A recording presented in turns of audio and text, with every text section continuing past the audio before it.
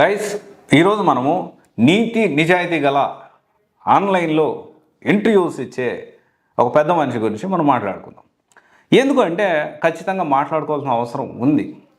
ఇక్కడ civils coaching అంటాడు, group 1 coaching అంటాడు, గ్రూప్ 2 కోచింగ్ అంటాడు, టెస్ట్ సిరీస్ అంటారు. అందరూ బిజినెస్ చేస్తున్నారు. నేను ఒక్కడే నీతి నిజాయితీగా నేను బిజినెస్ చేస్తున్నాను. ఏదో ఉండదు కదా, సాంప్రదాయని శుద్ధపూసిని ఏదో ఉంది కదా, మ్యూజిక్ మంచి మ్యూజిక్ ఉంది కదా, అది అంటాడు. మిగతా వాళ్ళందరూ మంచోళ్ళు కాదు, అందరూ బిజినెస్ చేస్తున్నారు. ఇక్కడ ప్రాబ్లం ఎక్కడ వస్తుందంటే ఎంటైర్ ఎకో సిస్టమ్ని డ్యామేజ్ చేయడానికి అతను మాట్లాడే మాటలు ఉన్నాయి. అండ్ కొన్ని క్వశ్చన్స్ నేను అడగాలనుకుంటున్నాను మిమ్మల్ని. మీకు దమ్ము ధైర్యం ఉంటే మీ స్టూడెంట్స్కి మీ దగ్గర జాయిన్ అయ్యే వాళ్ళకి సమాధానం చెప్పి జాయిన్ చేసుకోండి. ఓకే, మీరు పలు సందర్భాల్లో ఇంటర్వ్యూస్లో మాట్లాడిన మాటలే నేను ఇప్పుడు నోట్ చేసి మిమ్మల్ని అడుగుతా ఉన్నా. మీకు నిజంగా దమ్ము ధైర్యం ఉంటే మీరు జాయిన్ చేయించుకునే స్టూడెంట్స్కి ఈ సమాధానాలు చెప్పండి. ఇది ఎవరు అంటే అది మీరే గెస్ చేయాలి.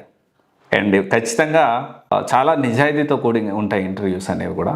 చాలా ఎంత నిజాయితీగా ఉంటాయంటే వాళ్ళ ఇన్స్టిట్యూట్లో జరిగే దానికి అక్కడ ఉండేదానికి 10 బ్యాచ్లు అంటాడు. మాకు 10-12 బ్యాచ్లు ఆల్రెడీ స్టార్ట్ అయిపోయాయి, బ్యాచ్కి వచ్చి ఎంతమంది ఉన్నారు, ఎంతమంది ఉన్నారు అని చెప్తారు. కానీ ఆ బ్యాచెస్లో సిలబస్ ఎంతవరకు అయిందో చెప్పడం, ఎందుకంటే అవ్వట్లేదు కాబట్టి చెప్పరు. అండ్ అయితే ఇక్కడ కొన్ని క్వశ్చన్స్.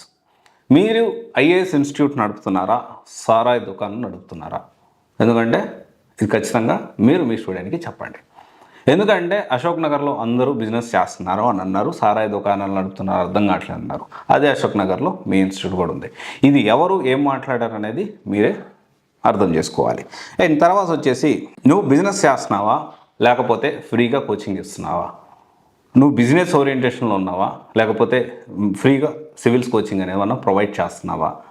అట్లీస్ట్ సంవత్సరానికి ఒక 50 మందికి ఫ్రీకి, నిజంగా నీతి నిజాయితీ గలవాడు అయితే 50 మందికి ఫ్రీ. మళ్ళీ నిన్ను నమ్మడానికి లేదు. ఆ 50 మంది ఎవరెవరికి ఇస్తున్నావు ఆన్లైన్లో పెట్టు, చూద్దాం, మేము కూడా చూస్తాం. బిజినెస్ ఓరియంటేషన్ కాదు కదా. సంవత్సరానికి ఒక బ్యాచ్ ఒక 100 మంది పెడితే ₹1,00,000 వస్తాయి. ₹1,00,000 తీసుకుంటున్నావు కదా, తక్కువేం తీసుకోవటం లేదు. కాకపోతే పక్కన వాళ్ళు మోసం చేస్తున్నారు అనే మాట మాట్లాడి ఆ ఇన్స్టిట్యూట్లో మోసపోయే కాబట్టి ఇక్కడ 50,000కి ఇస్తా, ఆ ఇన్స్టిట్యూట్లో మోసపోయే కాబట్టి ఇక్కడ 60,000 ఇస్తా, అలాంటి మాటలు కాకుండా ఇన్ జనరల్ ₹1,00,000 తీసుకుంటున్నావు. ₹1,00,000 నేను తక్కువ మాట్లాడుతున్నా, ఎగ్జాక్ట్ ఫిగర్ అయితే ఒక 10,000 అటు ఇటు ఉండొచ్చు. సో కొంతమంది 70,000, కొంతమంది 80,000 అట్లా ఇస్తా ఉన్నావు. సో యావరేజ్ మనం అనుకుంటే ఒక 100 మంది పిల్లలు నీ దగ్గర జాయిన్ అయితే దాదాపు 80 లక్షల నుంచి ₹1,00,000 దాకా వస్తాయి నీకు కదా, వస్తాయి కదా మీకు. వస్తే అయితే ఒక 50 మందికి ఫ్రీకి ఏం పోయా, ఒక 50 మందికి ఫ్రీకి.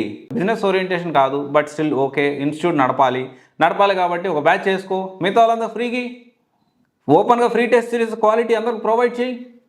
బిజినెస్ కాదు కదా నీది, నీకు ఆల్రెడీ వేరే దగ్గర డబ్బులు వస్తున్నాయి కదా, నీ లైఫ్లో బాగా సెటిల్ అయిపోయావు కదా. ఒకవేళ ఇవ్వలేకపోతే ఇలాంటి మాటలు పబ్లిక్లోకి వచ్చి మాట్లాడద్దు.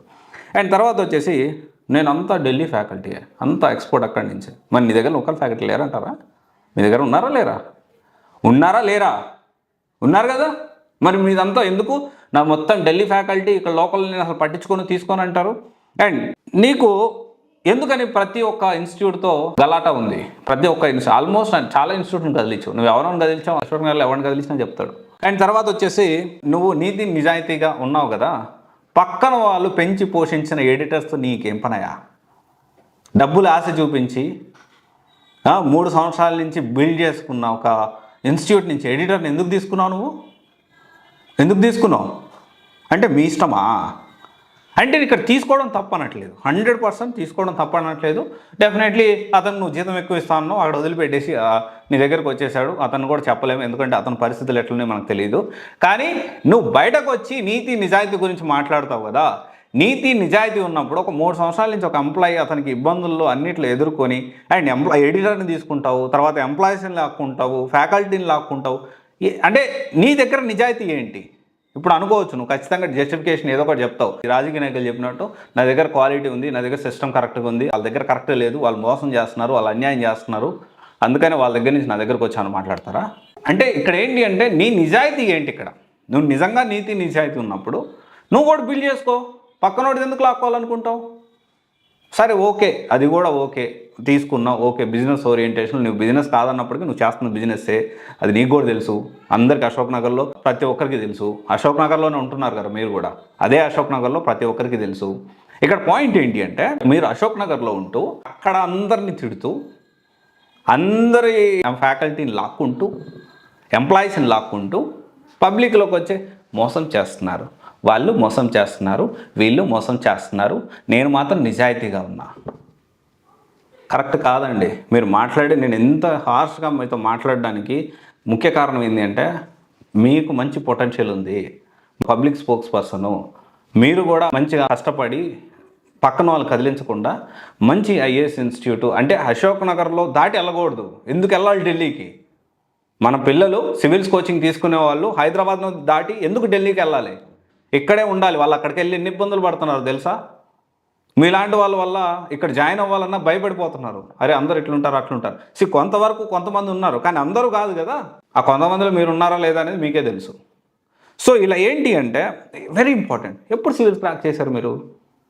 ఎప్పుడు యూపీఎస్సీ ఎక్కడ క్రాక్ చేశారు చెప్పండి, నేను ఓపెన్ చేస్తా. నాకు తెలియకపోతే మన సమాచార హక్కు చట్టం కింద ఆ డీటెయిల్స్ అన్నీ బయటికి తీసుకుంటా. ఎప్పుడు క్రాక్ చేశారు మీరు సివిల్స్? యాంకర్ ఆడాడు ఇంత చెప్తున్నారు, మీరు క్రాక్ చేసి వదిలేశాను నేను. అవునా అట్లనా అని యాంకర్ రియాక్షన్ ఇవ్వడం. బేసికల్లీ మీరు ఫోకస్ చేయాల్సింది మీ ఇన్స్టిట్యూట్లో మీ క్వాలిటీ మీద ఫోకస్ చేయండి. మీ దగ్గర ఆల్రెడీ జాయిన్ అయిన పిల్లలకి కరెక్ట్ క్లాసులు చేయించండి. తర్వాత పక్కన వాళ్ళ గురించి మీరు మాట్లాడదురు. మీరు ఇన్స్టిట్యూట్ నడుపుతా, మీరు బిజినెస్ ఓరియంటేషన్ చేస్తా, పక్కన వాళ్ళు అనడం ఎంతవరకు కరెక్ట్? అండ్ ఒకరు బిల్డ్ చేసిన సిస్టమ్ని, ఒకరు బిల్డ్ చేసుకున్న సిస్టమ్ని పక్కన వాడి నోట్లో నుంచి తీసుకొని నువ్వు తినాలని చూస్తున్నావు. చాలా పాపం తగులుతుంది నీకు చెప్తున్నా. ఇలాంటి పనులు చేసేవాడికి నువ్వు క్వాలిటీతో క్లాసులు ఎలా ఇస్తావు, నీ దగ్గర కరెక్ట్గా ఎలా ఉంటుంది అనేది ఇక్కడ పాయింట్. ఇది ఎవరు ఏంటి అనేది అందరికీ తెలుసు. నేను వాళ్ళ పేర్లు చెప్పాల్సిన అవసరం లేదు. అండ్ అనుకోవచ్చు నువ్వు నా పేరు చెప్పడానికి భయపడుతున్నావు అని. భయపడే సమస్య లేదు, నీకు భయపడాల్సినంత అవసరం లేదు. నువ్వు అనుకుంటున్నావు నన్ను చూసి భయపడుతున్నాను అందుకే నా పేరు చెప్పలేదని. నిన్ను చూసి భయపడాల్సిన అవసరం లేదు. నేను మాట్లాడుతున్న వాస్తవం కాబట్టి. కానీ నా తాపత్రయం ఏంటంటే నువ్వు కూడా మారి మంచిగా మంచి క్వాలిటీతో సివిల్స్ కోచింగ్ ఇచ్చే టాప్ 5 ఇన్స్టిట్యూట్స్లో మీది ఒకటి ఉండాలని నేను మనస్ఫూర్తిగా కోరుకుంటున్నాను. అందుకనే నేను పబ్లిక్లో మీ గురించి మాట్లాడట్లేదు, నీ పేరు తీస్తలేను. అర్థమవుతుందా? సో ఇది ఒకసారి ఆలోచించండి. అండ్ ప్రతి ఒక్క స్టూడెంట్ ఇలాంటి వాళ్ళు ఎవరంటే, నేను బిజినెస్ ఓరియంటేషన్ చేయను అనేవాడే బిజినెస్ ఓరియంటేషన్ చేస్తాడు, సివిల్స్ క్రాక్ చేయకపోయినా క్రాక్ చేశానని చెప్పుకుంటాడు, సారాయి దుకాణం ఏమన్నా అని మాట్లాడేవాడే నిజంగా సారాయి దుకాణం నడుపుతారు. ఎందుకంటే రోడ్డు అక్కడ కొట్లాటాలు కానీ, మీ ఇన్స్టిట్యూట్ ముందు కొట్లాటాలు కానీ ఇట్లాంటివన్నీ చేస్తూ ఉన్నారు. సో జాయిన్ అయ్యే ముందు 1కి 10 సార్లు నేను చెప్పిన ఇన్స్టిట్యూట్ బాగుందన్న మీరు జాయిన్ అవ్వద్దు. వెళ్ళి కనుక్కొని అది బాగుంటేనే జాయిన్ అవ్వండి. ఎందుకంటే వన్స్ డబ్బులు పే చేసినా కనుక ఇవ్వమంటే ఏ ఇన్స్టిట్యూట్ ఇస్తారు? వాళ్ళకుండే ప్రాబ్లమ్స్ వాళ్ళకుంటాయి, ఎందుకు ఇస్తారు? జాయిన్ అయ్యే ముందే 1కి 10 సార్లు ఎంక్వైరీ చేసుకోండి, కంపారిజన్ చేసుకోండి, క్రాస్ వెరిఫై చేసుకోండి, ఓల్డ్ స్టూడెంట్స్ ప్రీవియస్ స్టూడెంట్స్తో మాట్లాడండి. నిజాయితీగా ఉన్నాను అని చెప్పే మాటల్లో జెన్యూనిటీ లేని ఒక ఏదో ఇంటర్వ్యూస్ చూసేసి మోటివేషన్ అయిపోయి అబ్బా మీ అంత నిజాయితీ ఇంటర్వ్యూ మేము చూడలేదని కాదు. ఆలోచించండి. Thank you. This is Raj signing off.